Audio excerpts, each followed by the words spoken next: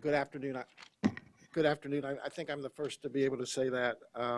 So it's my pleasure to introduce Dr. Lloyd Michener. Most of you have access to his bio. I just briefly wanted to concentrate on some of the reasons that I think it's important that he's speaking to this forum. His impressive professional accomplishments epitomize a commitment to improving health outcomes through interprofessional practice and recognition of need to train health professionals differently. He's the professor and chairman of the Department of Family Medicine at Duke, where he spent his entire career. As such, he leads not only family medicine, but preventive occupational medicine, community health informatics divisions, but also physician assistant and physical therapy programs.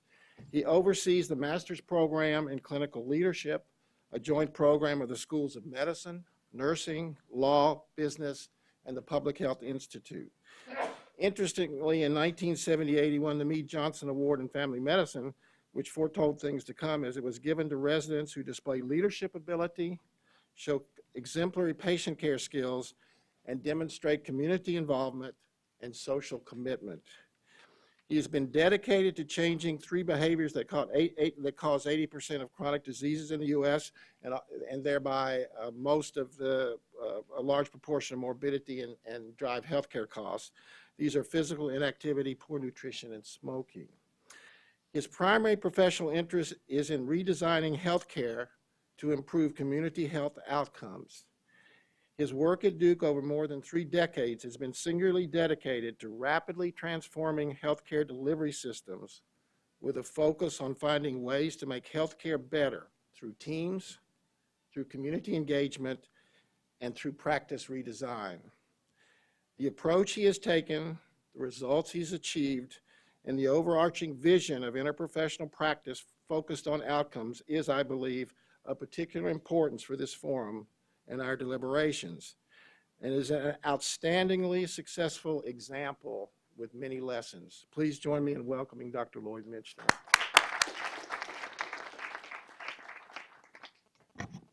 Thank you for that introduction and for the ability to come and join you. I've really enjoyed the morning, and I think I now understand why actually you wanted me to come. Because I thought what I'd do is tell you a story.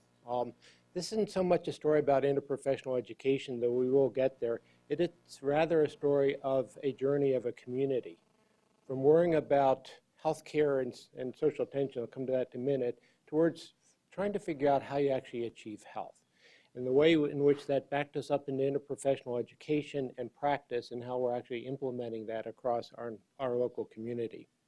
But the roots of all this actually lies in this first picture. This is a picture of Martin Luther King on one of his 5 visits to Durham, North Carolina. Durham is a diverse community with deep social tensions going back to the Civil War. The early sit-downs, one of the first ones was in Durham, and actually Dr. King was scheduled to come back to Durham, North Carolina, changed his trip at the last minute, went to Memphis, Tennessee. So he was supposed to be in Durham on the day in which he was shot and killed. This is a little bit even more personal than that, because when I was an intern in Durham, one of my pediatric attendings was part of an anti-Ku Klux Klan rally and also was shot and killed during that. There's a positive side to it too, though, because part of the way that Duke responded to the social tensions in which we were involved as a community was to create a unit whose job it was to try and figure out how does a university try to respond to its own community and find solutions that work for it. So we originally called the Department of Community Health Sciences, now Community and Family Medicine. Our mission was to try and find solutions that work with our communities and help implement them and show what was possible. So do I have a clicker for this, or? I do. It's over here. One of the things you learn in this process is to find resources wherever you can find them. Just for a little bit more context, of course, North Carolina is a southern state. We're ranked 32nd on the health rankings, 30th on obesity. 1 in 10 of North Carolinians have diabetes, and over a quarter of our population now is obese. So trying to deal with those social factors and social issues is one of our challenges. The other part of the context is I'm part of Duke. We provide services all across the center part of North Carolina, over 200 sites. Actually, at this point, over half of those are actually primary care sites. So we've been rapidly growing out our primary care site because we're trying to figure out how do we take care of a large community and take the things we learn in Durham and apply them across a broader group that takes care of over 1 million people. My own experiences are primarily in the center part of North Carolina, where we've been working for more than 20 years, including starting one of the original Medicaid networks. The medical home movement actually has one of its roots in North Carolina, and almost 20 years ago, we tried to figure out how to design healthcare better, so that it was more effective and worked well better with our communities. We now actually still run 6 counties of a network of Medicaid involving about 60,000 people, and every primary care site and every health department and a whole bunch of other groups I'll talk about in those core communities. To give you the last bit of context, Duke is unusual in that we take care of most of Durham, North Carolina. We're 270,000 people, highly diverse. We take care of about 80% within Duke sites. If you add in our federally qualified health center, which we help support, help start, it's actually much higher than that. So that gives us kind of a ability to look at populations, to aggregate data. We've been using electronic health records for a while. And to look at patterns of illness and drill down and try to understand what's going on in those communities. I should probably add that we also run about 3 times that national average of primary care providers for community, and yet our community ranks, Durham, North Carolina, ranks much less healthy than many other parts of the U.S. and many other parts of the world. So if more care is necessary for health, we ought to be one of the healthiest places in the world, and in fact, we're not. So the question is, what is it that is required to actually have healthy communities? This slide is actually 20 years old. When we started this journey, one of our thinkings is that part of the problem is that medical care and public health are separated. We have different languages, and at this point, I'm still talking about medical care. You'll see us learn as we go. I'm slow, but I get there. And what we need to do is weave them together. And because Durham and North Carolina are not particularly wealthy, we had to figure out how to save money along the way. So we had a business model to sustain the innovations that we went. One of our earliest things we did was actually that Medicaid program where we worked with the state of North Carolina to actually say we could save money. We weren't quite sure how we're going to do it, but we got them to agree to give us a try. And this is how it worked. So when we started with the medical home movement in North Carolina, this is how we delivered care. I'm a doc. Docs like being in buildings. We like having people come to us and they wait and then we take care of them. So this is how we traditionally delivered care for eons. Our first version of the medical homes realized that in fact that doctor-patient in the building model was insufficient. And in fact, the services that our patients needed, and you've been talking about it for a while, was far more broad than we could do in a medical model. So we added PAs and NPs, we added social workers, we added psychologists, case managers, dietitians. This is 20 years ago, folks. We added IT, originally fax machines.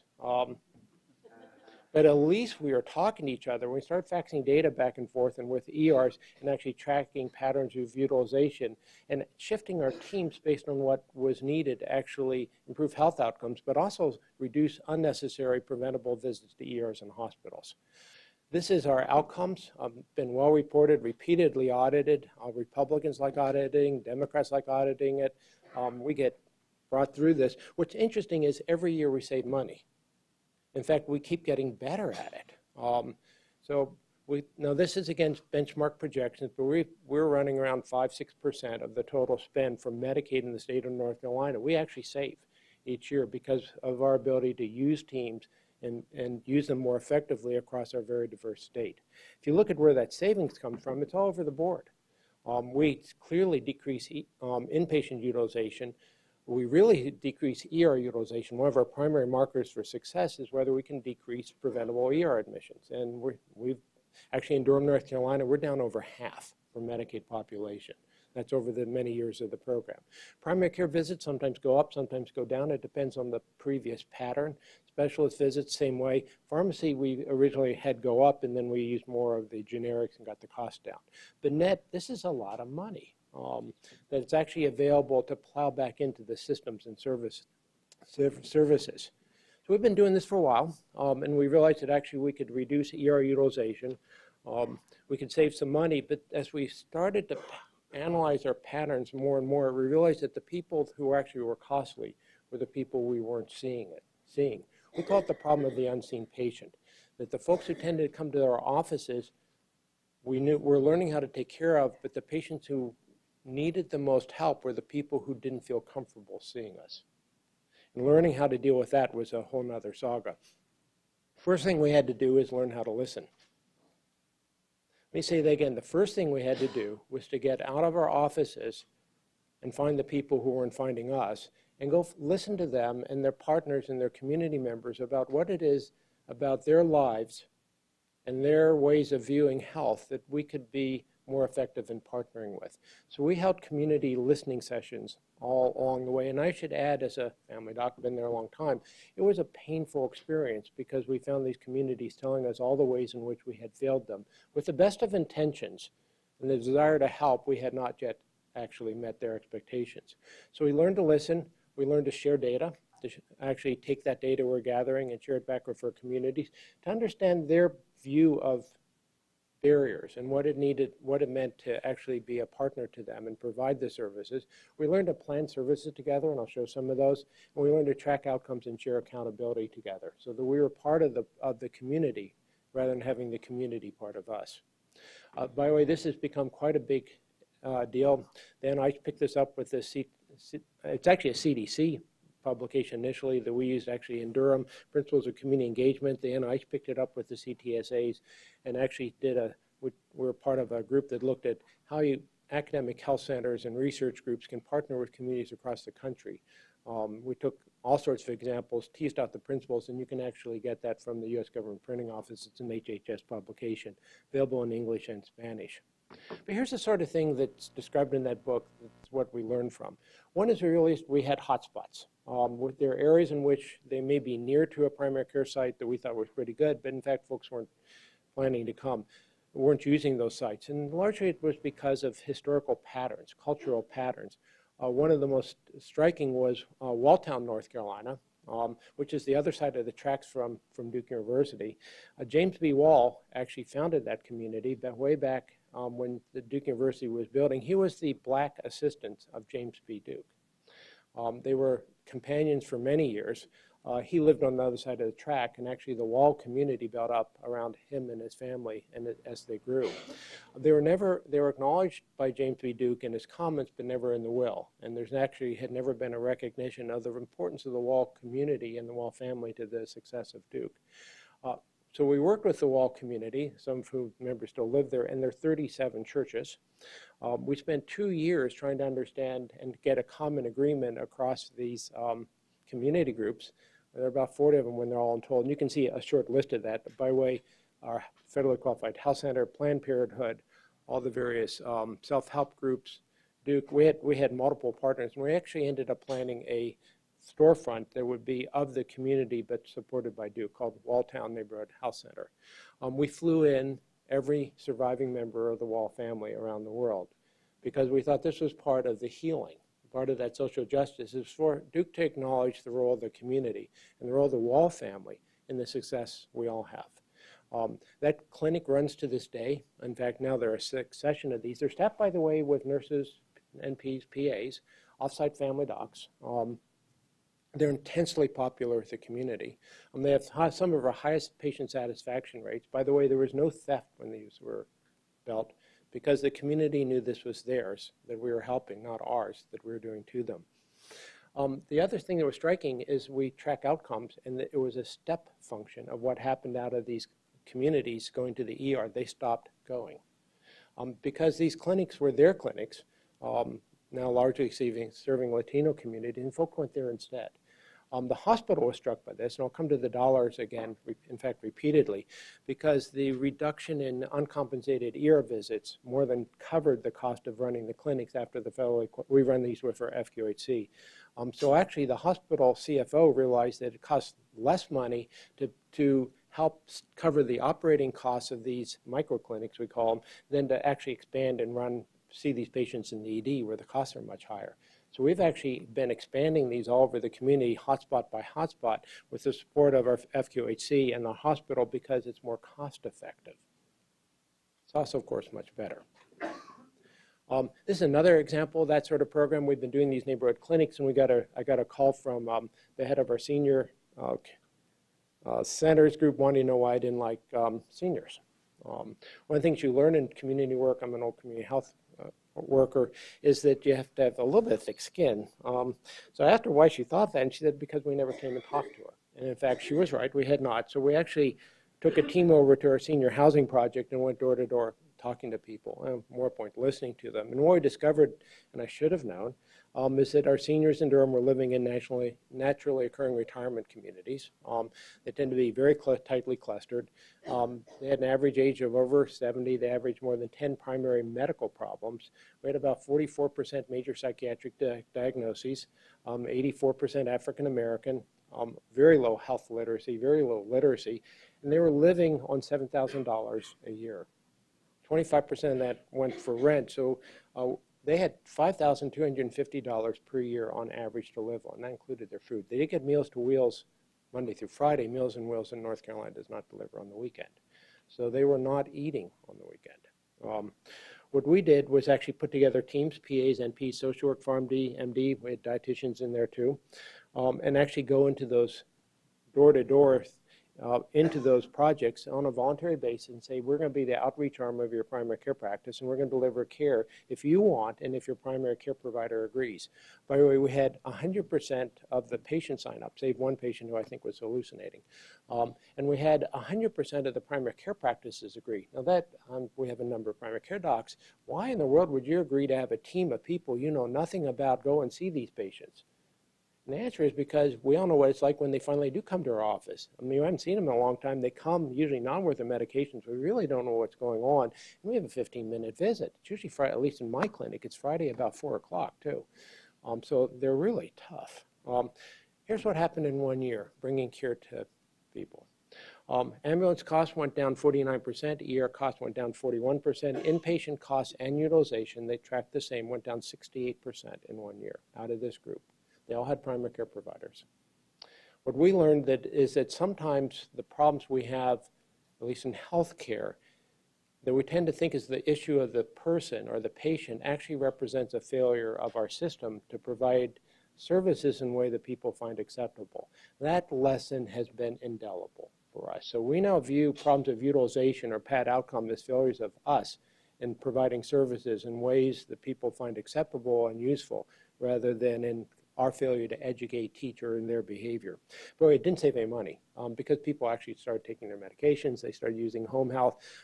They actually started getting in their go-karts and racing in the hallways of the senior projects. We did have an unexpected increase in accidents because they started crashing into each other. So we got them all crash helmets. We do have actually better hypertension control and diabetic control in this low-income psychiatrically disabled group than we have in the Duke faculty. So I think part of the lesson here is we ought to look at, again, as we work to improve health outcomes, we ought to look at the ways in which we're part of the problem. So our big project after all this was actually university-wide and community-wide to say, well, what would it take to actually have a healthy community? And we partnered with our health department and said, you're going to tell us what that is. I mean, we're a medical community. So you define health, and what we'll do, we'll partner with you, we'll bring resources, we'll bring people, is we're going to spend a year, actually $1 million in this case, to partner and fund community teams, partnered with Duke teams, nurses, dietitians, social work, undergraduates, anybody who wants to play, and we're going to try and figure out what we can do together we can't do separately. We spent a year at it. These were our final teams. We had some that were life stage, some that were hard medical, some that were behavior, some that were medical or behavioral. We actually worked together to say, what would you do differently if we could change anything? And we committed to changing anything. We actually came up with a common list of recommendations from our community, so it startled me. I didn't expect this. Folks wanted care that was close to them. They wanted it connected. They wanted it accountable. And I should add here, it's not that they didn't care who they saw, but they cared that they were competent and available and respectful. So what we said is, we'll give it to you. We'll do it with you. So we're rolling it out, and here's the sort of way we're rolling it out. This is all that geographic data that I showed you zoomed into one of our communities. We had our zoning, our housing groups and our zoning groups tell us where to focus, working with our health departments. This is data on 3 years worth of data on obesity in one of our low-income communities. What's fascinating, this is where we have a diagnosis of obesity recorded, so vastly underestimates it. What's striking is we thought this was an underserved community. The obese folks in this community have 15 to 18 visits, so increasing over time, per year to our health system. This is not a problem of underutilization or underserved. This is a problem of chaos, of lack of coordination, of not providing services in ways that are useful to people. It's also another way of saying that doing more medical care ain't going to help and likely to help. What we need to do is reconfigure how we do care. So what we're doing now is a slow, painful process of weaving in health as part and aspect of our communities, largely led by our health department. We partner for schools. We now, as a university, staff the school clinics, the school, and even the planning groups related to health in our schools. We work with our community groups, our health department, on safe places to exercise, because the way to deal with obesity is around diet and exercise. We provide healthy food. By the way, we have healthy food programs in our schools. They have they're voluntary. They have 100% sign up. The kids, we have school gardens. We have access to health information, not in our clinics, but in the churches and the community groups. We actually fund community health workers in these sites to partner with the community members and the groups in the churches. We think of it actually as weaving healthcare into being a part of a community so that you actually achieve health. And the people you put there depends on what the community needs. Not what our professions necessarily tell us. We think who ought to be there. It's what works. So we're really outcome driven. Another way of saying that is we actually mix, this is Steve Teutsch's work from LA, we use clinical strategies when we have clinical issues. We use population health strategies when we're dealing with neighborhoods and communities, and we put them together. They're not conflictual, they overlap, and we use a mix of strategies.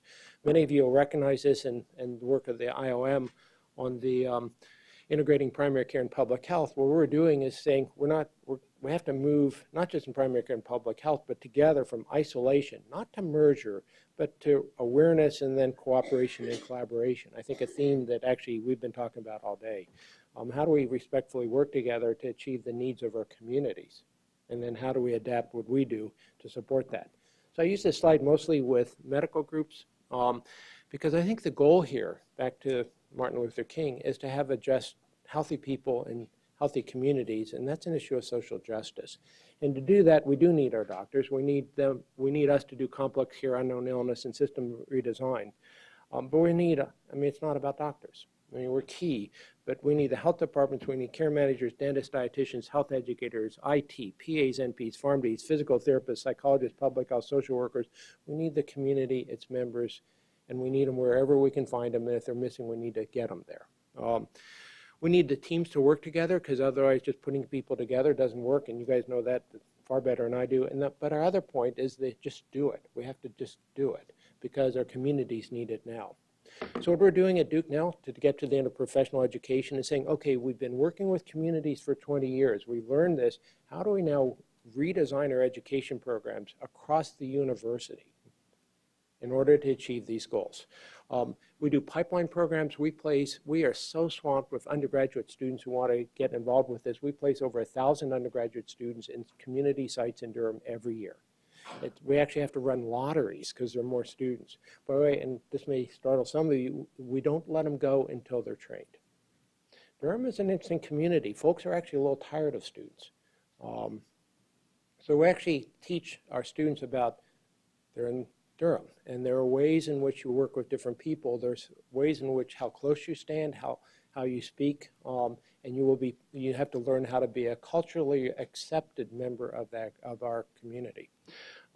We weave it into our professional schools, in which we now have teamwork at every element and all the way through. A variety of examples, and we could spend actually a lot of time talking about. We actually have started a primary care leadership program in the School of Medicine, saying this is different enough from our traditional curriculum. We're going to do a different four-year curriculum. Separate applications, separate scholarships. By the way, they convert to loans if you don't go into primary care practice. It's about teamwork, training, leadership, and improving health outcomes. You do a year of community engaged research. It's required, but you do it as part of a team. Our PA/NP nursing programs, as you guys know, have rapidly grown. They're incredibly competitive now. This is really exciting for the learners. Our family medicine residency, we completely restructured around this. Actually closed for a year, reopened around this. Got a little heat on that. But what's happening, fascinating, is how popular it's been. In fact, this year we have 540 top-notch applicants for 4 slots. So we're now one of the most competitive residencies at Duke, and we're actually having a hard time learning it. The other thing we learned, though, is that actually now our learners are ahead of our faculty, and we have to go back and retrain our faculty. So we have now mandated that all the faculty in family medicine, community, PA and PT are going to become competent in population health, and we have 2 years to do it. One virtue being a clinical chair. So we're actually partnering with our learners, our community, and actually defining the competencies, and we're looking at how do we retrain our faculty to do this. So we've developed a population health competency map, I'm almost done, saying we're going to deal with training levels that are foundational, that's what our students have to learn, applied and proficient. And the key competency there, we break it out in great detail: public health, community engagement, critical thinking, and team skills. And this applies to all of our groups, all of our faculty, all of our learners. And then it maps. It goes from the students over to the nurse leaders and faculty. We just are starting a Johnson & Johnson Nurse Leadership Program, partner with the School of Nursing, and this is central to it. But saying that rather than worry about we have to worry about the professional boundaries, but we're bound together by our service to our communities and their need for working with us to achieve the health that has been so dear to so many of us. So my conclusion is that actually this is doable. Community health does take a community. It takes all of us in the room, but the voice that I don't hear here is the community.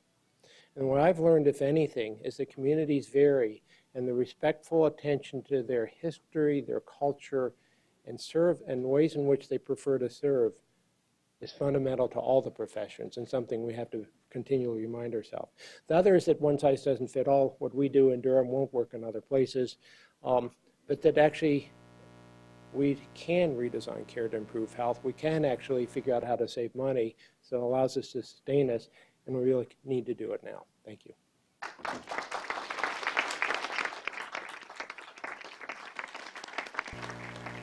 Be willing to take a question or two? I was trying to stay under time so we could do, this is, the discussion is the fun part. Yeah, please. Lloyd, what a wonderful story, and there's so much richness there, but it's clear that your care model is profoundly interprofessional. Yes. Could you say a little more about the educational model and how you have woven interprofessional education into it? Into the care model? Yeah, how do the learners learn interprofessionally? So let me answer two ways, because they complement, but they're not the same. First is I have an aversion to teaching something we don't practice. Just strikes me as wrong. So part of this has been changing the whole delivery model to be interprofessional. So we've expanded primary care all over the place, and that started off just as a traditional doctor practice. We're now all medical home level 3, and we're now moving to this woven model. So we're actually adding all those teams work and all their connections to all of our sites. I mean, this is an issue of, back to leadership and institutional commitment, this is a university board, president, chancellor issue about why are we here as a research university if we don't make a difference. So first is changing it so that folks see it practice and it's embedded in our culture. The other part then is changing all the training programs, and this is what you guys have been talking about. So we are painfully slowly looking at all the issues we've talked about. I don't want to give you the impression that we've resolved it all. We have all the issues of counter alignment and who teaches what. What may be different, though, is that for us, all this is a means to an end. We know how to practice better. We know what our communities need, and we can show people that. So this is about actually training the faculty and the learners are the ones actually driving the faculty at this point. It's lovely. And then including those learners in our clinical sites and helping us figure it out better. Let me put it another way, and you touched on it, but I want to underscore it. The solutions that we found didn't come from the senior faculty. They came from our patients. They came from our learners. They came from our front desk staff. So this is about the ability to learn and then redesign your educational program so that you realize that ideas come from people, not necessarily from degrees. Thank you so much for wonderful story. And you're reminding us that it's really not about interprofessional education. You're reminding us that it's change in paradigm, and the paradigm change is social justice and equity. And that takes care of bringing the team together and taking care of the patients. Now, I have a quick question for you. The discussion in this country is that women and men in medicine are not interested in family medicine or primary health care. And there is lack of applications actually to those. But you said you have all these applications for very few spots. So what's the secret, and what can we do about increasing family physicians and primary health care physicians? I can give you only a personal opinion about that. There's much expertise in the room. My own experience has been that I'm a family doc, and I couldn't be more proud of that. But the part of that is reminding us why family medicine was created in the first place. And we are part of that movement to social justice. And that what we bring isn't just the clinical skills and the compassionate skills and frankly the research skills. And it's the ability to pull it all together and to see a difference in the lives of our patients. So to me, it's about telling the story. But it's also about giving the rigor of the clinical training and the research so we are continually improving. And I think sometimes we could do better on the rigor. But again, the problem I have now is not the interest of the learners. My problem is keeping the faculty moving fast enough. I mean, this is really exciting. On the other hand, I have to say for the faculty, once we get over the fact that we're having to do Epic installs and learn all these things and we have all these new rules, this is really fun. The other, I'll go back to an older academic point, is this is about us all learning together. And I think when I look at the history of academic health centers, in fact, the house staff and the faculty learned together. And they learned with the nurses, and they learned with this. This is a return to a very old model. We haven't actually invented anything new here. All we've done is put it back into a modern context. Yes, well, thank you. I think the words are exciting, inspiring, admirable. I am really absolutely awestruck by your work. You remind us that it takes a community to make a health professional schools. I want to know what is the involvement of the community into the institution itself in terms of governance? Great question. Okay. So just before coming here, I actually was at a meeting of the mayor, the head of the county commissioners, the head of the schools, the head of the police. I'm missing somebody, Parks and Rec. And with the chancellor, I was there, our head of nursing, and it was about what we're doing together, what the outcomes are. And actually the primary discussion was not us, it was actually by our head of mental health services about the way in which we have our mental health agency now takes care of 1.4 million people because they formed a network of county mental health agencies with our support to figure out how to integrate mental health into primary care and save money in the process. And so it was a report of our mental health head about how in the last year her unit has grown 5-fold. And so it's now the largest in the state, and the way in which she's been able to improve health outcomes. So that's the governance of the institution, bringing in the community. Actually, we held it in the community, of course, and talking about where are the places, what are the successes, but also what is it we still need to work on together.